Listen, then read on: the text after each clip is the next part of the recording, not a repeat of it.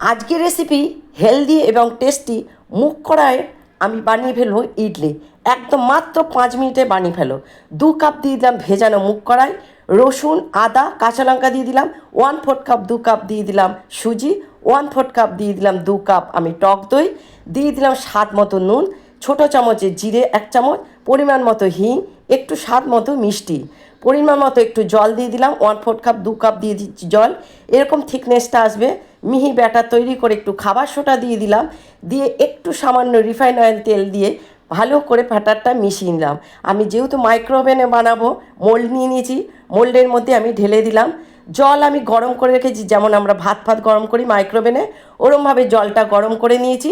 আর ওরকম পাওয়ারই দিতে হবে, কোনো পাওয়ার লাগবে না, গরম যেমন হয় সেরকম 5 মিনিটে দিয়ে দাও। এবার একদম রেডি হয়ে গেল ইডলি। এরকম হেলদি ইডলি মাত্র 5 মিনিটে তোমরা কম সময়ে বানিয়ে ফেলো।